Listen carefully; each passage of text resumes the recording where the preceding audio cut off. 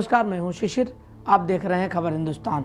आज एक ऐसे शख्स के रूबरू कराएंगे जो भारतीय सेना में 4 सितारा जनरल के नाम से जाना जाता है, जो अब हमारे बीच नहीं रहा, जिसको देश का पहला चीफ ऑफ डिफेंस स्टाफ बनाया गया था।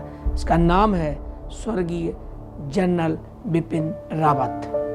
एक ऐसी शख्सियत, एक ऐसी हुतात्मा जिसने पूरे जीवन सिर्फ देश की सेवा की और देश के लिए ही अपने प्राण न्यौछावर किए।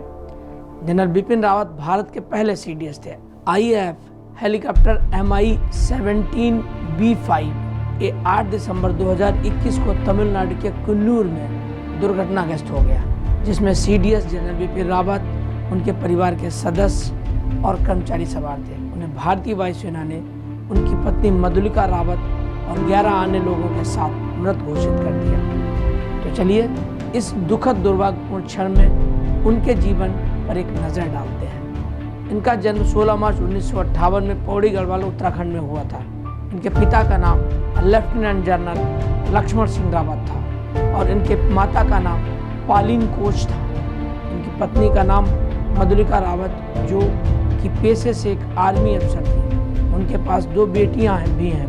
आपको बता दें कि जनरल बिपिन रावत भारतीय सेना के 4 सितारा जनरल थे, जिनको 30 दिसंबर साल 2021 को भारत के पहले सीडीएस के रूप में नियुक्त किया गया था।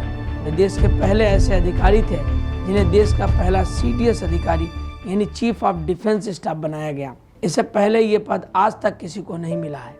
उनकी शिक्षा, उन्होंने अपनी औपचारिक शिक्षा देहरादून के कैम्ब्रियन हॉल स्कूल और सेंट एडवर्ड स्कूल शिमला में प्राप्त की और राष्ट्रीय रक्षा अकादमी खड़कवासला और भारतीय सैन्य अकादमी देहरादून में शामिल हो गए, जहां उन्हें स्वॉर्ड ऑफ ऑनर से सम्मानित किया गया।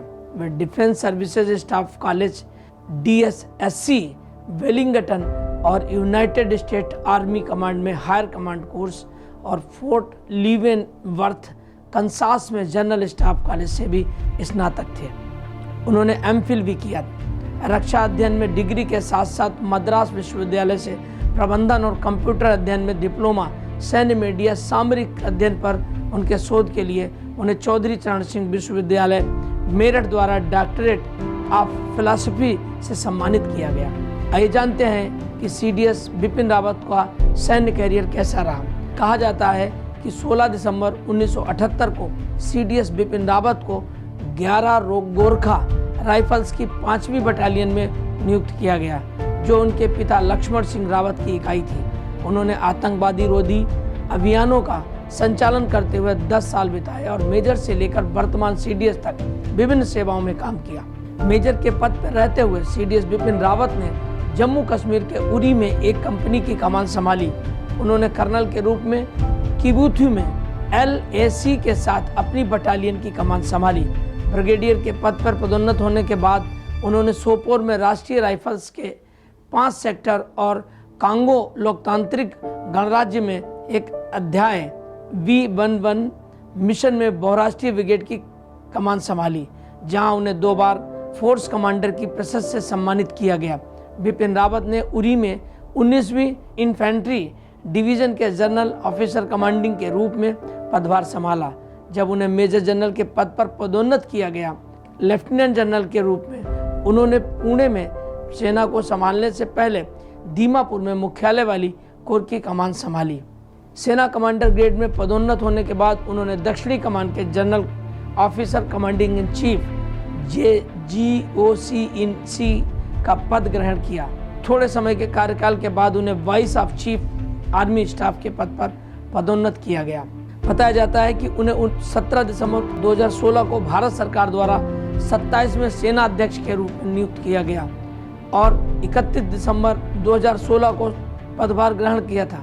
उन्होंने भारतीय सेना के चीफ ऑफ स्टाफ कमेटी के 57वें और अंतिम अध्यक्ष के रूप में भी कार्य किया। उन्हें 30 दिसंबर 2021 को पहले सीडीएस के रूप में नियुक्त किया गया था और 1 जनवरी 2020 को पदभार ग्रहण किया गया था।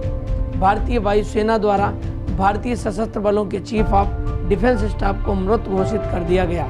वह IAF MI-175B5 हेलीकॉप्टर में सवार थे, जो तमिलनाडु के कुन्नूर के पास दुर्घटनाग्रस्त हो गया। इस घटना से पूरे देश में शोक का माहौल छा गया। हमारे खबर हिंदुस्तान की टीम की तरफ से भी देश के वीर सपूतों को विनम्र श्रद्धांजलि। भगवान से प्रार्थना कि ऐसी हुतात्माओं को अपने चरणों में स्थान दें। यही खबर हिंदुस्तान की विनम्र श्रद्धांजलि होती। नमस्कार।